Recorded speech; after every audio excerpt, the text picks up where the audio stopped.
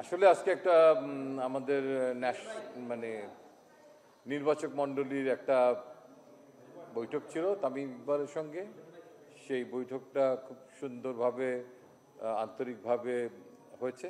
বেশ কিছু ব্যাপার নিয়ে আমরা খোলামেলা আলোচনা করেছি এবং ক্রিকেট নিয়ে কথা হয়েছে।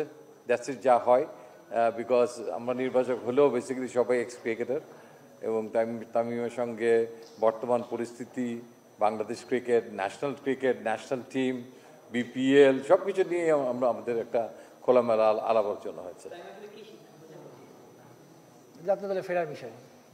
তামিম ইকবালের ইন্টারন্যাশনাল ক্রিকেটের, হ্যাঁ, এটা আপনাদের একটা আগ্রহ থাকবে, এটা খুবই স্বাভাবিক, বিকজ এই ব্যাপারটা নিয়ে এর আগেই হয়তো তামিমের সঙ্গে আমাদের আরেকটু আলোচনা হতে পারতো। তো যাই হোক, সামনে আমাদের একটা বড় ইভেন্ট আছে, আলোচনা হয়েছে, বাট কোনো আলোচনায় কিন্তু সঙ্গে সঙ্গে একটা সিদ্ধান্ত ওই মুহূর্তেই উপনীত হওয়া যায় না, বিকজ এটা অনেক একটা বড় ডিসিশন। যেমন আমাদের উপরে আমাদের বোর্ড আছে, তা একইভাবে বোর্ডের তরফ থেকে আমরা এসেছি, এখান থেকে কোনো অসুবিধা নেই। অ্যাট দ্য সেম টাইম একটা খেয়াল করতে হবে, একটা খেলোয়াড়ের ক্ষেত্রে অনেক সময় এই সমস্ত একটা ইস্যুতে ফেরত আসার ব্যাপারে তার ঘনিষ্ঠজন, তার পরিবার, বন্ধুবান্ধব অনেক সময়, কিংবা তার প্রিয় কোচ অথবা শুভাকাঙ্ক্ষী, তাদের সঙ্গে আলাপ আলোচনার একটা ব্যাপার থাকে। সেক্ষেত্রে একটু সময় নেওয়ার তো ব্যাপার এসেই যায়। তো আমাদের যেহেতু 12 তারিখে দল ঘোষণা করতে হবে, তার আগে আমাদেরকে দলটা দিতে হবে বোর্ডের কাছে। তো আমাদের কাছে মনে হচ্ছে যে সময় আছে, যে টিম টেক টাইম, তো এত তাড়াহুড়া করার কিছু নাই। তিনি একটা টুর্নামেন্ট খেলছেন, সো দ্যাট আমাদের প্রাথমিক আলোচনাটা আমরা সেরে নিয়েছি।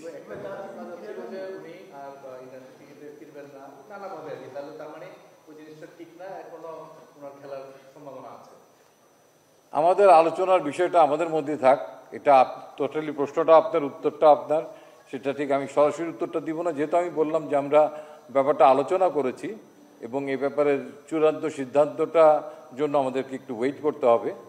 তো সেই সিদ্ধান্তের জন্য আমরা একটু তামিমকে তো তামিম ইকবালকে তো একটু সময় দিতে হবে।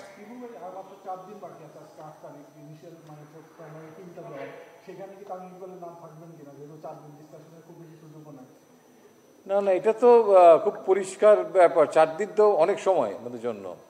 আমাদের তো একটা হোমওয়ার্ক করা আছে, টিমটা কেমন হতে পারে, কিংবা ছকটা তো আমাদের তৈরি করা আছে। সো সেই ছকটা পূরণ করে বোর্ডের কাছে দেওয়া আমাদের জন্য খুব বেশি একটা সময়ের ব্যাপার না। তো আমরা তামিম ইকবালের মতো একজন খেলোয়াড়কে ডেফিনেটলি সম্মান জানাই, তার সিদ্ধান্তেরও আমরা সম্মান জানাই। তো সেই জন্য তিনি যদি একটু সময় নিতে চান আমাদের কাছ থেকে, তো আমার মনে হয় ইজ ফেয়ার এনাফ। এবং আমি বোর্ডের সঙ্গে কথা বলেছি, এতে তাদের কোনো অসুবিধা নেই। তো কাজেই আপনাদেরকে আর কিছুক্ষণ সময় পেশেন্টফুল থাকতে হবে। অনেক দিন তো আপনারা ওয়েট করলেন সিদ্ধান্তের জন্য, so that there is no hurry. বেশি তাড়াহুড়া করলে কিন্তু রান আউট হতে হয়। তো কাজেই আমরা একটু ওয়েট করি। না, সাকিবের ব্যাপারে কোনো ইনস্ট্রাকশন আসেনি। আমরা জানি যে প্রথম যে পরীক্ষাটা দিল সেখানে তিনি উত্তীর্ণ হতে পারেননি, আনফর্চুনেটলি। Is very shocking. আমাকে আরেকটু পরিষ্কার হতে হবে যে তিনি ব্যক্তি পর্যায়ে কিংবা আবার একটা পরীক্ষা অবতীর্ণ ইতিমধ্যে হয়েছেন কিনা, এটা একটু খোঁজ দিয়ে জানতে হবে।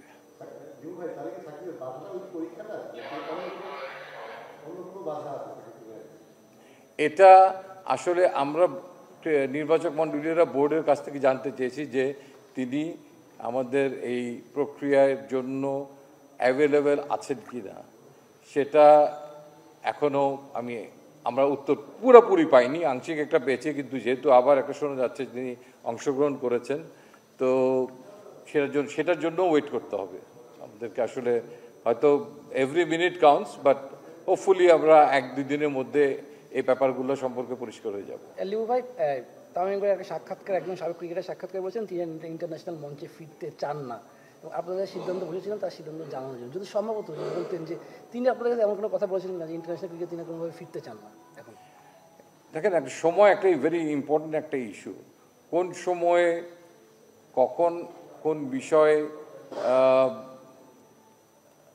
এইরকম একটা ইস্যুর ব্যাপারে আমার মনে হয় যে আমার জায়গায় যাকে নিয়ে আমরা কথা বলছি তামিম ইকবাল, আসলে তার মুখ থেকে শোনা কিংবা তার কাছ থেকে বক্তব্যটাই ভেরি ইম্পর্টেন্ট। আশাটা আমার মনে হয় যে just we have to wait, হয়তো আরও দিন 2-1 আমাদের একটু ওয়েট করতে হবে। আপনি বলছিলেন যে মানে আরো সময় আছে 4 দিন, তো সময়টাকে আপনারা দিচ্ছেন না তিনি চাচ্ছেন? এই দুপক্ষেই আমরা যদি চেতাম সময়, আমার বিশ্বাস তামিম ইকবালও দিতেন, আবার তামিম ইকবাল যদি সময় চায় আমাদেরও দিতে কোনো অসুবিধে নেই, যেহেতু সময় আমাদের হাতে আছে। আর at the same time Shakib Al হাসানের ইস্যুটাও আমাদের জন্য ইম্পর্টেন্ট, তার জন্য যেহেতু আমাদেরকে অপেক্ষা করতে হচ্ছে এই ব্যাপারটার জন্য, তো কাজেই এখানে সময় আমার মনে কোনো বড় ফ্যাক্টর না। আমরা নির্দিষ্ট সময়ের মধ্যেই আমাদের কাজটা সম্পাদন করতে পারি।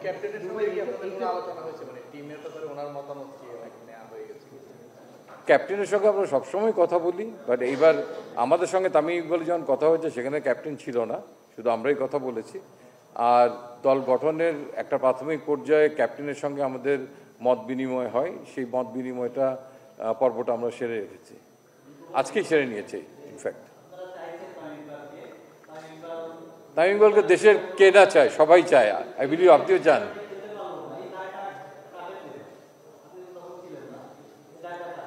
আসলে এই মুহূর্তে আমরা একটা ভিন্ন ইস্যু নিয়ে কথা বলছি, আসলে এই প্রসঙ্গটা আমি ঠিক অ্যাভয়েড করতে চাই।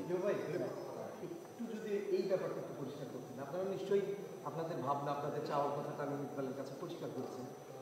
তামিম ইকবাল ভাবনার জন্য বা তার সিদ্ধান্ত নেওয়ার জন্যে আপনাদের কাছ থেকে সময় নিয়েছেন, চেয়েছেন। আপনি যে টাইমটার কথা বলছেন 2-3, আমার মনে হয় তামিম ইকবাল তিনি কি করতে চান সে ব্যাপারে তিনি আগের থেকে ভেবে রেখেছেন। আমার বিশ্বাস এত বড় প্ল্যান, তারপরেও কোনো একটা কিছু ক্ষেত্রে কিছু সময় সংশয় সৃষ্টি হয়, তখন পরিবারের থেকে একটা পরিবারকে কেনা অনার করে, প্রত্যেকে অনার করে, তো কাজেই কোনো একটা ব্যাপারে সিদ্ধান্ত চূড়ান্ত করার আগে পরিবারের থেকে একটা মতামতের বিষয়টা ভেরি ইম্পর্টেন্ট হয়ে যায়। আমি এখন যদি একটা স্টেটমেন্ট দিই, এটা একটা ঘোষণার মতো হয়ে যাবে তামিম ইকবালের পক্ষে। তো আমি ব্যক্তিগতভাবে চাইবো যে এই ঘোষণাটা ফেরত আসা অথবা না আসা, আপনারা যে দোদুল্যমান অবস্থায় আছেন সেটা তামিম ইকবালের কাছ থেকেই আসুক।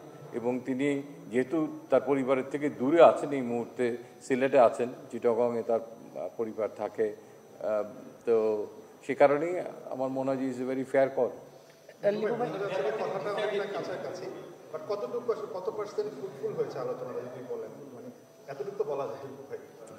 না আলোচনা সবাই কেউ ব্যাট ঘরও ছাড়তে চায় না। এখন আমাকে যদি ব্যাট হাতে দেন আমি এখনও ব্যাট নিয়ে খেলতে চাইবো, কিন্তু কথা হচ্ছে যে ইন্টারন্যাশনাল ক্রিকেট আর ডোমেস্টিক ক্রিকেট এগুলোর মধ্যে অনেক অনেক বিস্তর ফারাক আছে।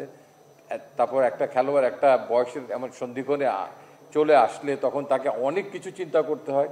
তো আমার মনে হয় যে, এবং একটা আমরা সবাই জানি যে একটা কিছুদিন ধরে তামিম ইকবাল ইন্টারন্যাশনাল ক্রিকেটের সঙ্গে নাই, তো কাজেই একটা মিটিংয়েই এসেই আমরা একদম সব সিদ্ধান্ত ক্লোজ করে ঘোষণা দিয়ে দিলাম, ঠিক সেই অবস্থায় বোধহয় ইস টু মানে আর্লি হয়ে যায়, অনেক বেশি তাড়াহুড়া হয়ে যায়। আসলে কোনো কিছু স্টেবল করে একটা কিছু বলার আমার মনে হয় অনেক যুক্তিসঙ্গত। আপনাদেরও হয়তো কিছু প্রসঙ্গ থাকবে, আমাকেও পাবেন ভবিষ্যতে, তামিম ইকবালকেও পাবেন ভবিষ্যতে। সো এই মুহূর্তে আমি বলবো যে জাস্ট যেহেতু দল দিতেই হবে 12 তারিখে, তো তার আগে হয়তো 11 তারিখে হয়ে যেতে পারে দল, তো এতটুকু সময় আই থিঙ্ক আপনারা একটু কষ্ট করে ধৈর্য ধরে অপেক্ষা করেন। তামিম ইকবাল দীর্ঘদিন ধরে ইন্টারন্যাশনাল মঞ্চের বাইরে রয়েছে, সেখান থেকে চ্যাম্পিয়ন্স ট্রফির মতো জায়গায় বড় টুর্নামেন্টে খেলানোটা আপনার জন্য প্রেশার হয়ে যায় কিনা? কারণ তিনি ইন্টারন্যাশনাল ক্রিকেটের বাইরে আছে, বিপিএল যদি ইন্টারন্যাশনাল ক্রিকেট না, সেটা T20 ফরম্যাটে খেলা। আপনি কি তার মানে কোন প্রসঙ্গে বলছেন? জাতীয় দলে তার ফেরার বিষয়, সেটা দীর্ঘদিন ধরে জাতীয় দলের বাইরে রয়েছে, চ্যাম্পিয়ন্স ট্রফির মঞ্চে দেখে খেলানোটা কতটা যুক্তিযুক্ত হবে যদি সেদিন খেলতেও চান? এটা আপনার কাছে কি মনে হচ্ছে যে he is not fit enough? উন্নত খেলছে ন্যাশনাল টিমে, তামিম ইকবালের মতো খেলোয়াড় যিনি নাকি আপনি NCL খেলছে, আপনাদের মতো যারা প্রশ্নটা করলেন তাদের জন্যই বলছি, BPL খেলছে, সো দ্যাট তার যোগ্যতা নিয়ে কোনো সংশয় নেই।